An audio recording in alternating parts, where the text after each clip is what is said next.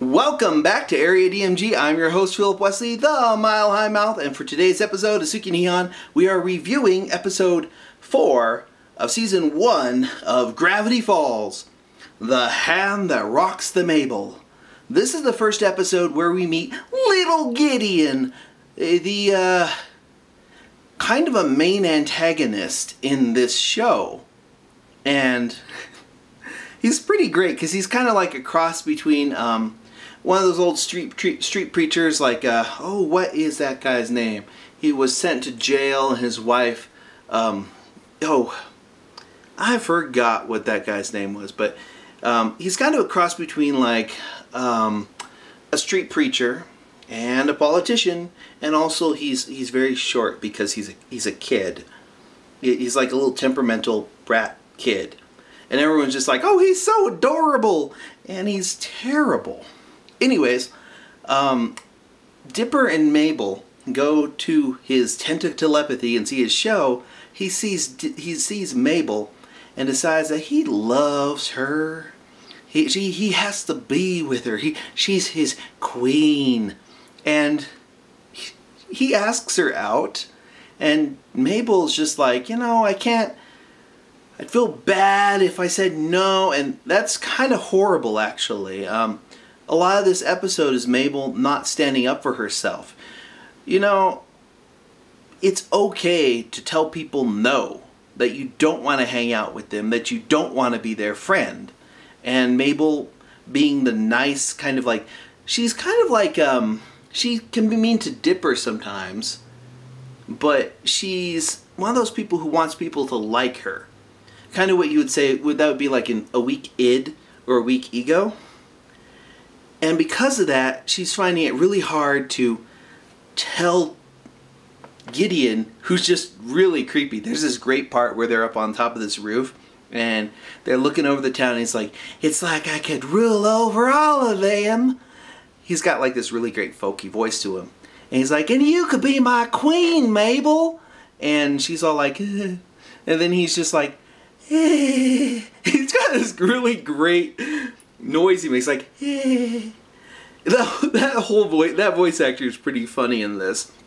It makes this character, who should be more creepy and threatening, just kind of funny because of that. This is a pretty good episode.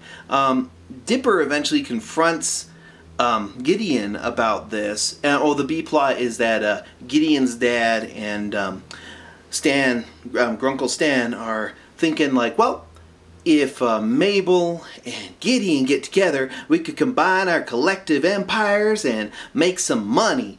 And Grunkle Stan's like, that's like the only thing I've ever wanted. So, And then there's like this running joke where he steals this little clown painting, which gets stolen back in a later episode, which I like it when there's callbacks to earlier episodes.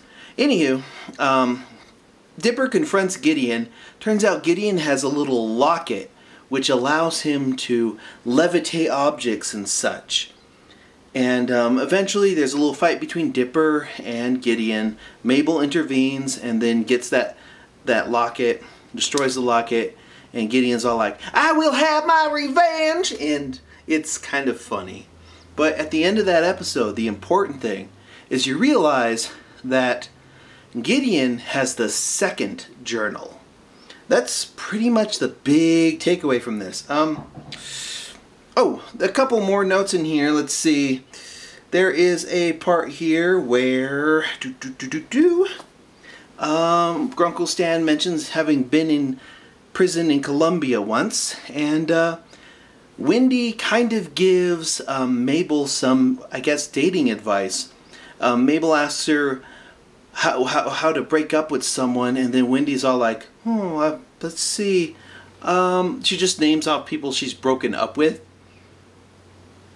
and that doesn't really help anything, but Mabel thinks it helps, and then that gives Mabel the courage to go and confront Gideon, who, Gideon Gleeful, is, he's not threatening like to look at, but he's threatening because he's a creep. And that's what makes him kind of interesting in this. This is not a filler episode so much as it's an introduction to a main antagonist.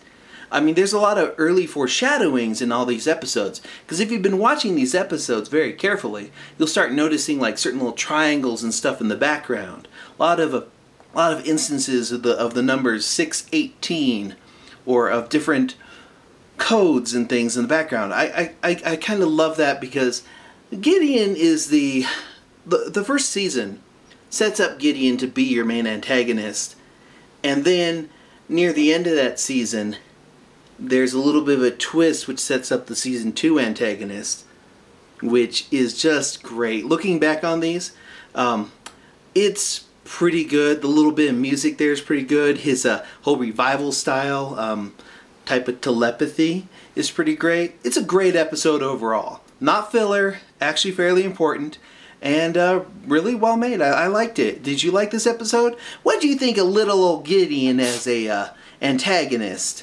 And let me know in the comments below. Hit that thumbs up if you haven't already. Hit that subscribe button if you haven't already. And until the next video comes out, you are now caught up.